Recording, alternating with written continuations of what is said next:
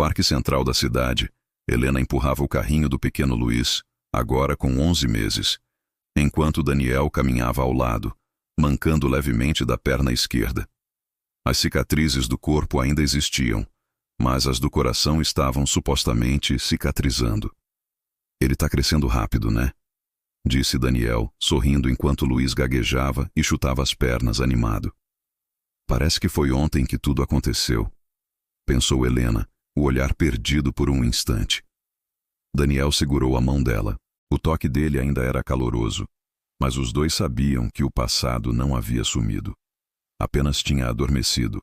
Naquela noite, Helena encontrou uma caixa de papelão sem remetente na porta de casa. Dentro havia brinquedos antigos, um macaco de corda e uma fita VHS com a inscrição em caneta. Homenagem a uma mãe esquecida. O aparelho VHS da casa estava guardado havia anos, mas Daniel insistiu que não deveriam assistir. Helena não resistiu. Imagens antigas, granuladas, de uma mulher com um bebê no colo. A mulher era ela, mas filmada à distância, claramente sem saber. Estava com Daniel em um parque, anos atrás. Mas a última cena era diferente. Um zoom aproximado mostrava ela chorando sozinha no carro. Um homem filmava de longe e falou: "Você vai me agradecer depois, Lena. Você só não sabe disso ainda." A polícia foi acionada. O oficial que atendeu o chamado disse que, sem ameaças diretas, não havia muito a fazer. "Pode ter sido uma brincadeira de mau gosto", ele disse distraído. 2 dias depois, ao sair de casa pela manhã, Daniel percebeu marcas riscadas na madeira da porta da frente. 3 riscos verticais. Um risco cortando os 3 na diagonal, como uma contagem, como se alguém estivesse marcando o tempo. Durante a investigação, um novo nome apareceu nos registros do hospital. Lucas Reinaldo Nogueira.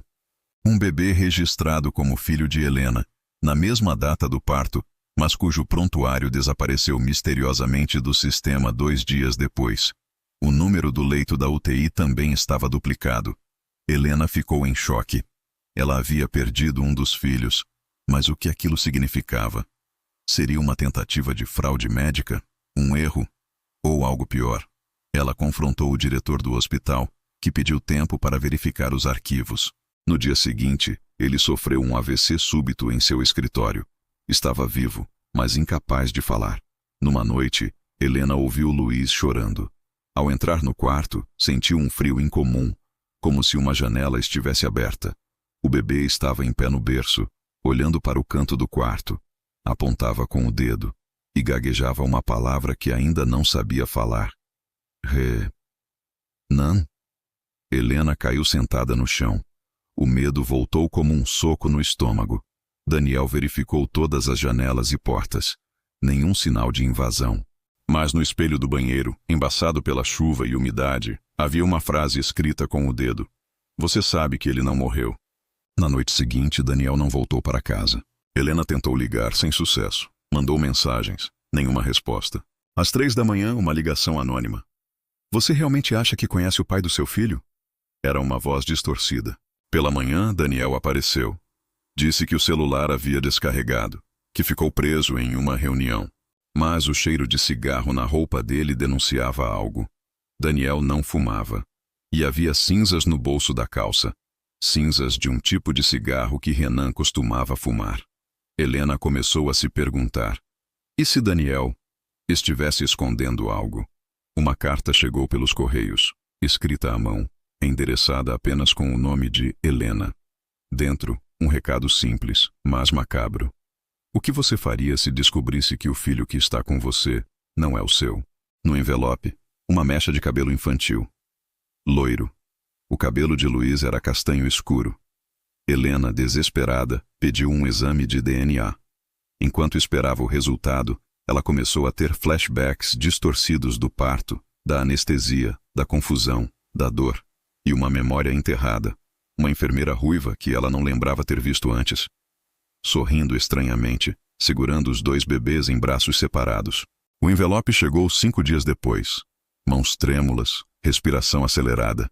Helena não esperava o pior, mas não estava preparada para o que leu.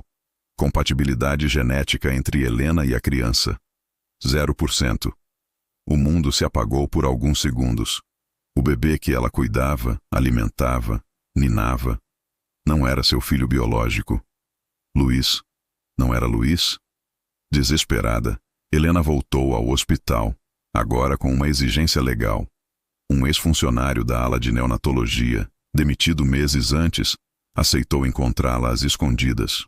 Ele entregou um pendrive. Disse que não suportava mais o peso. Aquela noite foi mais do que um parto mal sucedido, Helena. Foi uma troca. E houve dinheiro envolvido. No pendrive havia cópias de documentos internos, alteração nos nomes dos leitos, ordens médicas forjadas e uma imagem das câmeras de segurança, pixelada, mas clara o bastante. Daniel caminhando nos corredores vazios do hospital naquela noite, com a enfermeira ruiva. Helena confrontou Daniel. Ele negou. Disse que foi procurar um médico, que estava em choque, que aquela enfermeira era apenas alguém do plantão. Mas sua voz vacilou. E quando ela perguntou se ele sabia que Luiz não era filho deles, Daniel explodiu. Você prefere acreditar em um pendrive do que no homem que quase morreu por você? Mas algo nos olhos dele era culpa, não raiva. Helena o observou em silêncio, como se visse um estranho pela primeira vez. Naquela noite ela teve um sonho. Ou um pesadelo. Estava no hospital, as luzes piscando. Corria pelos corredores. Ouviu um bebê chorar. E então Renan, atrás dela, segurando uma criança nos braços, dizia: um deles era meu. Você só não percebeu a tempo. Ela acordou suada e percebeu que a janela do quarto estava aberta, apesar de ter fechado antes de dormir. E no chão, ao lado do berço de Luiz, havia um brinquedo antigo, o mesmo da caixa que receberam semanas antes. Mas eles haviam jogado aquele brinquedo no lixo. Helena voltou ao hospital e confrontou a antiga enfermeira-chefe, já aposentada. Com raiva, dor e desespero, exigiu a verdade. Depois de hesitar, a mulher cedeu. Tirou de uma gaveta antiga um envelope selado com a inscrição: transferência de recém-nascido, autorização do responsável, Daniel. No documento, Daniel havia assinado uma ordem emergencial de transferência de um dos bebês para um Instituto de Observação Psicológica Pediátrica, um nome vago que não constava em nenhum registro do Ministério da Saúde. Ele disse que o bebê tinha nascido com sinais de distúrbios neurológicos graves. Disse a enfermeira: eu achei estranho, mas ele estava com um médico do hospital que também assinou. O nome do médico: Dr. Gustavo Leite.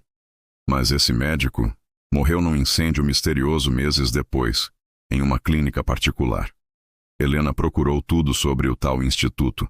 Era uma fachada, usada para ocultar experiências clínicas ilegais com recém-nascidos portadores de anomalias genéticas. E em um dos arquivos vazados por uma ONG de proteção infantil, havia uma foto, desfocada, mas clara o suficiente para reconhecê-lo. Um bebê muito parecido com ela. Olhos claros, pele pálida, sozinho em uma sala com espelhos. Data do arquivo: 2 dias após o parto. Nome do bebê: Lucas Duarte. Seu verdadeiro filho estava vivo e havia sido escondido dela. Mas quem fez isso? E por quê? Naquela noite, uma nova carta chegou, escrita à mão, com tinta borrada. Lucas não é o que você pensa, e se tentar buscá-lo, perderá mais do que já perdeu. No envelope, uma fotografia de Daniel abraçando Renan.